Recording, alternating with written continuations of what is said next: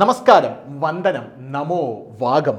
ഇനി എന്നെ അടിക്കുന്നെങ്കിൽ ഒറ്റ അടിക്ക് കൊന്നേക്കണം എന്ന് നമ്മുടെ ദശമൂലം താമ്പു ചട്ടമ്പി നാടി പറയുമ്പോൾ പോലീസ് ഉദ്യോഗസ്ഥൻ തിരിച്ചു ചോദിക്കുന്നുണ്ട്, അതെന്താടാ അങ്ങനെയാണ്, എനിക്കിങ്ങനെയാണ് നടിവിട്ട് ചാവാ വയ്യ. അതുപോലെയാണ് കൃത്യം പറഞ്ഞ മാതൃഭൂമിയുടെ വിഷയം എന്ന് പറയുന്നത്.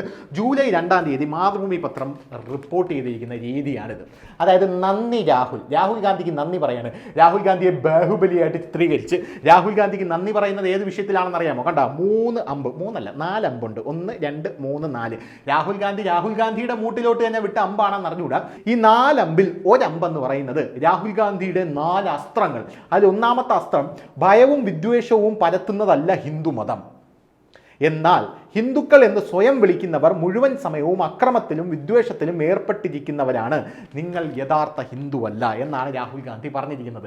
അതായത് ഹിന്ദു വിദ്വേഷത്തിനാണ് നമ്മുടെ മാതൃഭൂമി രാഹുൽ ഗാന്ധിക്ക് ഒന്നാമത്തെ നന്ദി പറഞ്ഞിരിക്കുന്നത്. പണ്ടേ ഹിന്ദുക്കൾ മുഴുവൻ മാതൃഭൂമി ബഹിഷ്കരിച്ച ഒരു കഥയുണ്ട്. നമ്മുടെ ഹരീഷിൻ്റെ മീശ നോവൽ വന്ന സമയത്ത്, ഹരീഷിൻ്റെ മീശ നോവൽ വന്നപ്പോൾ അത് ഹിന്ദു സ്ത്രീകൾ മുഴുവൻ അമ്പലത്തിൽ പോകുന്നത് വേറെ പല തരത്തിലുള്ള അസാൻമാർഗിക പ്രവർത്തനത്തിനുമാണെന്നാണ് ആ വേട്ടാവളിയും പച്ചക്ക് എഴുതി വെച്ചിരിക്കുന്നത്. ഇതൊക്കെ ഒരു ആവിഷ്കാര സ്വാതന്ത്ര്യത്തെ കണ്ടാൽ പോലെ എന്നാണ് മാതൃഭൂമി അന്ന് പറഞ്ഞത്. പക്ഷെ അതിനു മുമ്പ് മാതൃഭൂമി ഒരു പ്രവാചക നിന്ദ നടത്താനായിട്ട് നോക്കി, ഒരു ശ്രമം നടത്തി, ഒന്നും നോക്കിയില്ല. ചുടാപ്പികൾ മാതൃഭൂമിയുടെ കോഴിക്കോട് ഓഫീസ് അടിച്ചു പൊടിച്ചു കളഞ്ഞു. അതിനുശേഷം ക്ഷമിക്കരുത്, ഉപദ്രവിക്കൽ ജീവിതമാണ് എന്ന് പറഞ്ഞ് മാതൃഭൂമി രംഗത്തെത്തുന്ന ഒരു കാഴ്ചയും നമുക്ക് കാണാനായിട്ട് സാധിച്ചിട്ടുണ്ടായിരുന്നു. ഇവന്മാരെല്ലാം ആടാപാടാലും മാതൃഭൂമി പത്രം ബഹിഷ്കരിച്ചു. അതിഭീകരമായിട്ടുള്ള പ്രതിഷേധം ഉണ്ടായി. മാതൃഭൂമിയിൽ നിന്ന് 2 ആൾക്കാരെ സസ്പെൻഡ് ചെയ്യുന്ന സാഹചര്യം ഉണ്ടായി. അതായിരുന്നു അവരുടെ പവർ. മീശ ഗിരീഷിൻ്റെ ഈ നോവൽ വന്ന ശേഷം വലിയ രീതിയിലുള്ള പ്രതിഷേധം മാതൃഭൂമിക്കെതിരെ ഉണ്ടായി. മാതൃഭൂമിക്കെതിരെ ആ പ്രതിഷേധം ഉണ്ടായ ശേഷവും മാതൃഭൂമിയുടെ സ്റ്റാൻഡിൽ തന്നെ നിന്നു. ഇപ്പോൾ ഭൂരിഭാഗം ഹിന്ദു വീടുകളിലും മാതൃഭൂമി എന്ന് പറയുന്ന പത്രം വരുത്തുന്നത് നിർത്തി. അതിലൊരുത്തനാണ് ഞാൻ. എൻ്റെ വീട്ടിൽ മാതൃഭൂമി പത്രമായിരുന്നു, ഞാൻ അന്ന് മാതൃഭൂമി പത്രം നിർത്തിയതാണ്.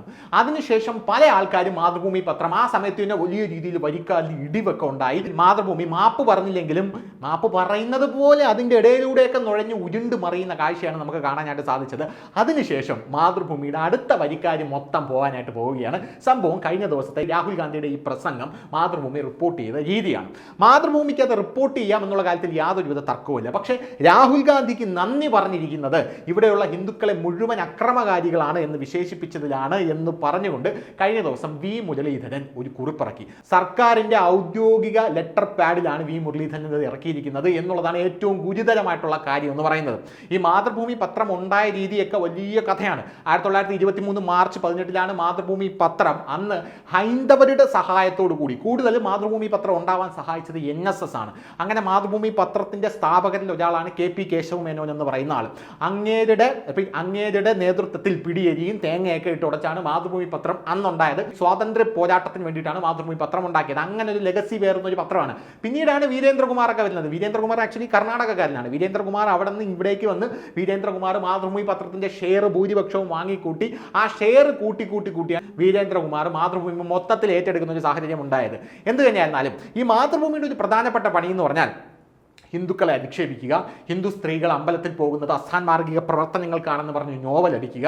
പോരാത്തതിന് മാതൃഭൂമി ആഴ്ചപ്പതിപ്പ് എന്ന് പറഞ്ഞൊരു സാധനമുണ്ട്. ഈ മാതൃഭൂമി ആഴ്ചപ്പതിപ്പിൻ്റെ പ്രധാനപ്പെട്ട പണി എന്ന് പറഞ്ഞു കഴിഞ്ഞാൽ മാവോയിസ്റ്റുകളെ ന്യായീകരിക്കുക. പക്ഷേ നമ്മളങ്ങോട്ട് ഷുഗർ കോട്ട് ചെയ്തടിക്കും, മാവോയിസ്റ്റുകൾ കിടിലാണ്, അടിപൊളിയാണെന്നൊക്കെ പറഞ്ഞ്. എന്തായിരുന്നാലും മാതൃഭൂമി ഇങ്ങനെയാണെങ്കിൽ പൂട്ടിക്കെട്ടുന്ന ഒരു സാഹചര്യമാണ് ഉണ്ടായിരിക്കുന്നത് എന്നുള്ള കാര്യത്തിൽ യാതൊരുവിധ തർക്കവുമില്ല. ഇപ്പം മാതൃഭൂമിയുടെ ഓഹരി മൊത്തത്തിൽ പല സുഡാപ്പിയുടെ കയ്യിലൊന്നും ഒരു കരക്കമ്പി ഉണ്ടല്ലോ, ഞാൻ പറയുന്നല്ലോ ഒരു കരക്കമ്പിയാണ്. എന്ത് തന്നെയായിരുന്നാലും മാതൃഭൂമി പത്രം ബഹിഷ്കരിക്കുകയാണെന്ന് വി മുരളീധരൻ പ്രഖ്യാപിച്ചതോടുകൂടി വലിയ രീതിയിൽ മാതൃഭൂമി ബോയ്ക്കോട്ട് ക്യാമ്പയിൻ ഇപ്പോൾ നടക്കുകയാണ്. പല ആൾക്കാരും മാതൃഭൂമി ഇനി ഞങ്ങളുടെ വീട്ടിൽ വരുത്തില്ല എന്ന് പറഞ്ഞ് ബോയ്ക്കോട്ട് ക്യാമ്പയിൻ അടിച്ചിട്ടുണ്ട്. സത്യം പറഞ്ഞാൽ പത്രപ്രവർത്തനം എന്ന് പറഞ്ഞു കഴിഞ്ഞാൽ യഥാർത്ഥത്തിൽ വാർത്തയുടെ കാമ്പറിഞ്ഞ് വേണം എന്നുള്ളത് ഒരു വസ്തുതയായിട്ടുള്ള കാര്യമാണ്. ഞാനൊക്കെ പത്രപ്രവർത്തനം പഠിക്കാനായിട്ട് പോകുന്ന സമയത്ത് ആദ്യം പഠിപ്പിച്ചു തരുന്ന പാഠം എന്ന് പറയുന്നത് വെളിയിൽ മഴ പെയ്യുകയാണ് എന്ന് ഒരാൾ നമ്മളോട് പറയുമ്പോൾ ഒരു പത്രപ്രവർത്തകൻ്റെ ജോലി മഴ പെയ്യുകയാണോ എന്ന് പുറത്ത് പോയി നോക്കി അത് ഉറപ്പ് വരുത്തിയ ശേഷം മാത്രം അകത്ത് വന്ന് രേഖപ്പെടുത്തുക എന്നുള്ളതാണ്. ഇതാണ് പത്രപ്രവർത്തനത്തിൻ്റെ അടിസ്ഥാനമായിട്ടുള്ള കാര്യം എന്ന് പറയുന്നത്. പക്ഷേ രാഹുൽ ഗാന്ധിയുടെ പ്രസംഗം എന്തായിരുന്നു?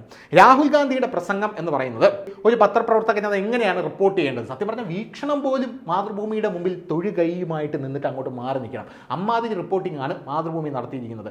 യഥാർത്ഥത്തിൽ പാർലമെന്റ് സമ്മേളനം തുടങ്ങുകയാണ്. അതായത് മൂന്നാം നരേന്ദ്രമോദി സർക്കാരിന്റെ പാർലമെന്റ് സമ്മേളനം തുടങ്ങുമ്പോൾ ആ പാർലമെന്റ് സമ്മേളനത്തിൽ നമ്മുടെ രാഷ്ട്രപതി വരും. രാഷ്ട്രപതി വന്നിട്ട് നയപ്രഖ്യാപന പ്രസംഗം നടത്തും. അതായത് എന്തൊക്കെയാണ് മൂന്നാം സർക്കാർ ഇവിടെ ചെയ്യാൻ പോകുന്നത് എന്നുള്ള പ്രസംഗം നടത്തും. ആ പ്രസംഗവുമായി ബന്ധപ്പെട്ടുള്ള കാര്യങ്ങളാണ്, അനുബന്ധമായിട്ടുള്ള കാര്യങ്ങളാണ് അവിടെ നടക്കുന്നത്. അവിടെ പല കാര്യങ്ങളും പല ചിട്ടവട്ടങ്ങളും നരേന്ദ്രമോദി സംസാരിക്കേണ്ട പല സംഭവങ്ങളും ഉണ്ട്. നരേന്ദ്രമോദി അതിനാണ് എഴുന്നേക്കുന്നത്. രാഹുൽ ഗാന്ധി അവിടെ തന്നെ ചാടി എഴുന്നേറ്റ് ബാലക് ബുദ്ധി, നരേന്ദ്രമോദി പറയുന്നത് പോലെ അവിടെ തന്നെ ചാടി എഴുന്നേറ്റ് നരേന്ദ്രമോദിയെ കടന്നാക്രമിക്കുന്ന കാഴ്ചയാണ് നമുക്ക് കാണാനായിട്ട് സാധിക്കുന്നത്. അതിന് സമയമുണ്ട്. പാർലമെന്റിൽ എല്ലാം ചർച്ച ചെയ്യും. പല ആൾക്കാരും പറയുന്നുണ്ടോ എന്തുകൊണ്ട് മണിപ്പൂർ ചർച്ച ചെയ്തില്ല? ഇത് തുടങ്ങിയതേ ഉള്ളൂ. രാഷ്ട്രപതി വന്ന് നയപ്രഖ്യാപന പ്രസംഗം നടത്തി രാഷ്ട്രപതി പോയിട്ട് പാർലമെന്റ് ഇതാ വീണ്ടും സമ്മേളിക്കാൻ പോവുകയാണ്. അപ്പം നിങ്ങൾക്ക് മണിപ്പൂരോ എന്ത് വേണമെങ്കിലും സംസാരിക്കാമെന്നാണ് നരേന്ദ്രമോദി പറഞ്ഞത്. പക്ഷേ നരേന്ദ്രമോദി പിന്നീട് മറുപടി കൊടുക്കുമ്പോഴും രാഹുൽ ഗാന്ധിയെ പാടെ ഇഗ്നോർ ചെയ്യാതെ, രാഹുൽ ഗാന്ധി ഇട്ട ആ ചൂണ്ടയിൽ കൊത്താതെ നരേന്ദ്രമോദി കൃത്യമായിട്ട് പാർലമെന്റിന്റെ നടപടിക്രമങ്ങളിലൂടെ തന്നെയാണ് മുന്നോട്ട് പോയത്. രാഹുൽ ഗാന്ധിക്ക് കുറച്ച് സമയം രാഹുൽ ഗാന്ധിക്കായിട്ട് നീക്കി വെച്ചു. ഇല്ലെങ്കിൽ മാധ്യമങ്ങൾ ഇനി എഴുതി പിടിക്കും. മാതൃഭൂമി പോലുള്ള മാധ്യമങ്ങളാണല്ലോ. അതാണ് നടപടിക്രമം. അതായത് പാർലമെന്റിന് നടപടിക്രമം. ഇത് കഴിഞ്ഞ് പാർലമെന്റിൽ മണിപ്പൂരി ചർച്ച ചെയ്യാനുള്ള സമയം വരും. എല്ലാത്തിനും ഓരോ സമയമുണ്ട് ദാസ. ആ സമയത്ത് ചർച്ച ചെയ്യും. അപ്പോൾ അതാണ് കാര്യം എന്ന് പറയുന്നത്.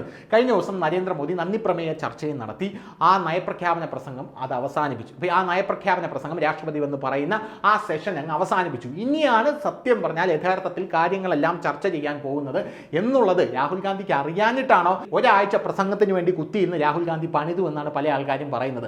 ആ ഒരാഴ്ച പണിത് കഴിഞ്ഞാൽ നരേന്ദ്രമോദി 1 മിനിറ്റ് പൊളിച്ചടിക്കുക എന്നുള്ളതാണ് വേറൊരു കാര്യം എന്ന് പറയുന്നത്. അപ്പോൾ അങ്ങനെ നടന്നൊരു സംഭവത്തെ നിഷ്പക്ഷമായി റിപ്പോർട്ട് ചെയ്യാതെ ഹൈന്ദവരെ ഹിംസാവാദികൾ എന്ന് വിളിച്ച രാഹുൽ ഗാന്ധിക്ക് നന്ദി പറയുന്ന സമീപനമാണ് മാതൃഭൂമി എടുത്തത് എന്നാണ് പറയാനായിട്ട് സാധിക്കുന്നത്. അടപടലം പൂട്ടിപ്പോകുന്ന ഒരു സാഹചര്യത്തിലൂടെയാണ് മാതൃഭൂമി ഇപ്പോൾ മുന്നോട്ട് പോകുന്നതെന്ന് യാതൊരുവിധ തർക്കവുമില്ല. കഴിഞ്ഞ ദിവസം വി മുരളീധരൻ തന്റെ കുറിപ്പിൽ പറയുന്നത് ഇത്തരത്തിലാണ്: ബഹുമാനപ്പെട്ട എഡിറ്റർ, രാജ്യത്തിന്റെ സ്വാതന്ത്ര്യ പോരാട്ടത്തിനൊപ്പം നിന്ന മാതൃഭൂമി ദിനപത്രത്തെ വലിയ ആദരവോടെയാണ് വ്യക്തിപരമായി നോക്കിക്കണ്ടത്. അതിനാൽ തന്നെ ഏതാണ്ട് 5 ദശകത്തോളം മാതൃഭൂമി പത്രത്തിന്റെ വരിക്കാരനുമായിരുന്നു ഈ ഞാൻ. എന്നാൽ ആ പതിവ് ഇന്ന് ഉപേക്ഷിക്കാനാണ് തീരുമാനം. നല്ല കാര്യം. ജൂലൈ 2 മാതൃഭൂമി പത്രത്തിന്റെ മുൻ പേജ് തന്നെ മാധ്യമധർമ്മം അപ്പാടെ മറന്നതായിരുന്നു. മാധ്യമ നയം തീരുമാനിക്കാനുള്ള നിങ്ങളുടെ സ്വാതന്ത്ര്യത്തെ മാനിക്കുന്നു. പക്ഷേ പത്രത്തിന്റെ 1-ാം പേജ് സാധാരണ വാർത്തകൾ അറിയിക്കാനുള്ളതാണ്. എന്നാൽ അന്നേ ദിവസം മാതൃഭൂമി 1-ാം പേജിൽ തന്നെ ഏതാണ്ട് മുഖപ്രസംഗത്തിന്റെ സ്വഭാവമാണ് പുലർത്തിയത്. ഏകപക്ഷീയമായി രാജ്യത്തെ പ്രതിപക്ഷ പാർട്ടിയെ വാനോളം പുകഴ്ത്തുകയും 3-ാം തവണയും ജനം അധികാരത്തിലെത്തിയ സർക്കാരിനെ പ്രതിസ്ഥാനത്ത് നിർത്തുകയും ചെയ്ത സമീപനം മാധ്യമ ധാർമ്മികതയ്ക്ക് നിരക്കാത്തതാണ്. പാർലമെന്ററി മര്യാദകളെല്ലാം ലംഘിച്ച്, ഇതാണ് കറക്റ്റ് പോയിന്റ്, അതായത് പാർലമെന്ററി മര്യാദകളുണ്ട്, അതെല്ലാം ലംഘിച്ചുകൊണ്ടാണ് രാഹുൽ ഗാന്ധി ചാടി ഇറങ്ങിയത്. ഇതെല്ലാം ലംഘിച്ച് 1-ാം ദിനം രാഷ്ട്രപതിയുടെ അഭിസംബോധനയ്ക്കുള്ള നന്ദി പ്രമേയ ചർച്ച അനുവദിക്കാതിരുന്ന, ചർച്ചയിൽ പങ്കെടുത്ത് ഹിന്ദു സമൂഹത്തെ ആകെ അവഹേളിക്കുകയും അസത്യങ്ങളുടെ കൂമ്പാരം തുറന്നിടുകയും ചെയ്ത രാഹുൽ ഗാന്ധി എന്ന അപക്വമതിയായ രാഷ്ട്രീയക്കാരന് 1-ാം പേജിൽ നന്ദി രേഖപ്പെടുത്തുന്നതിലൂടെ മാതൃഭൂമി അരാജകവാദികളുടെ പക്ഷത്താണെന്ന് തെളിയിച്ചിരിക്കുകയാണ്. മുഖ്യ വായനക്കാരായ ഭൂരിപക്ഷ സമുദായത്തെ ആകെ അവഹേളിച്ചയാൾക്ക് നന്ദി പറഞ്ഞതിലൂടെ ആ സമൂഹത്തോടുള്ള നിലപാടും താങ്കളുടെ സ്ഥാപനം വ്യക്തമാക്കി. മാതൃഭൂമിയുടെ 1-ാം പേജിൽ നിന്ന് തന്നെ രാഹുലിന്റെ വാക്കുകൾ ഉദ്ധരിക്കട്ടെ: ഹിന്ദുക്കൾ എന്ന് സ്വയം വിളിക്കുന്നവർ മുഴുവൻ സമയവും അക്രമത്തിലും വിദ്വേഷത്തിലും ഏർപ്പെട്ടിരിക്കുകയാണ്. ഇത് പറഞ്ഞ ആൾക്കാണ് മാതൃഭൂമിയുടെ നന്ദി. മാതൃഭൂമി എഡിറ്റോറിയൽ ടീമിനെ അഭിമാനത്തോടെ ഓർമ്മിപ്പിക്കട്ടെ: ഞാൻ ഹിന്ദുവാണ്. ആക്രമവും വിദ്വേഷവും എൻ്റെ പാതയല്ല. പക്ഷേ എൻ്റെ വിശ്വാസത്തെ വ്രണപ്പെടുത്തുന്നവരോട് സഹകരിച്ചു പോകാൻ സാധിക്കുകയില്ല. 2014 പ്രവാചക നിന്ദ ആരോപിച്ച് താങ്കളുടെ പത്രത്തിനെതിരെ നടന്ന പ്രതിഷേധങ്ങൾ മറന്നിട്ടുണ്ടാവില്ല. അന്ന് നിങ്ങൾ മാപ്പ് പറഞ്ഞു. അത്തരം സമ്മർദ്ദങ്ങളും ഭീഷണികളും ഹിന്ദു സമൂഹത്തിൽ നിന്നുണ്ടാവില്ല. കാരണം ഹിന്ദുമതം അഹിംസയുടെയും സഹിഷ്ണുതയുടെയും മതമാണ്. സത്യവും ധർമ്മവുമാണ് പാത. 1923 മാർച്ച് 18 1-ാം ലക്കത്തിലെ മാതൃഭൂമി മുഖപ്രസംഗത്തിലെ വരികൾ അങ്ങേ ഓർമ്മിപ്പിക്കട്ടെ: അവരവരുടെ ബുദ്ധിക്കും പ്രാപ്തിക്കും അധ്വാനത്തിനും അനുസരിച്ചുള്ള ഫലം യാതൊരു തടസ്സവും കൂടാതെ അനുഭവിക്കാൻ ആർക്കും സാധിക്കണം. അതിനെ കുറയ്ക്കുവാനോ ഇല്ലാതാക്കുവാനോ മനുഷ്യന്റെ സ്വാഭിമാനത്തെ ക്ഷയിപ്പിക്കുവാനോ നശിപ്പിക്കുവാനോ ഉള്ള ആചാര സമ്പ്രദായങ്ങളോ നിബന്ധനകളോ മനുഷ്യവർഗത്തിന്റെ അഭിവൃദ്ധിക്ക് പറ്റാത്തതാകയാൽ അവയെ തീരെ അകറ്റണം. നരേന്ദ്രമോദി സർക്കാരിന്റെ 10 വർഷത്തെ അധ്വാനത്തിന്റെ ഫലമാണ് 3-ാം വട്ടവും ഈ രാജ്യത്തെ ജനങ്ങൾ ഈ സർക്കാരിനെ അധികാരത്തിലേറ്റിയതെന്ന് മാതൃഭൂമി മറന്നു. ഹിന്ദു സമൂഹത്തിന്റെ സ്വാഭിമാനത്തെ ക്ഷയിപ്പിക്കാനും നശിപ്പിക്കാനുമുള്ള ശ്രമത്തിനൊപ്പമാണ് ഇന്നത്തെ മാതൃഭൂമി എന്നതിൽ നിങ്ങൾക്കൊപ്പമുള്ള യാത്ര ഇവിടെ അവസാനിപ്പിക്കുന്നു എന്നാണ് വി മുരളീധരൻ തൻ്റെ കുറിപ്പിലൂടെ പറയുന്നത്. ഇതോടുകൂടി വലിയ രീതിയിൽ മാതൃഭൂമി ബോയ്ക്കോട്ട് ക്യാമ്പയിൻ സമൂഹ മാധ്യമങ്ങളിൽ നടക്കുകയാണ്. എന്തു തന്നെയായിരുന്നാലും മാതൃഭൂമി എന്നുള്ള പേര് മാറ്റിയിട്ട് വീക്ഷണഭൂമി എന്ന് എഴുതുന്നതായിരിക്കും മാതൃഭൂമിക്ക് കുറച്ചുകൂടെ നല്ലത്. അപ്പോൾ ശരി.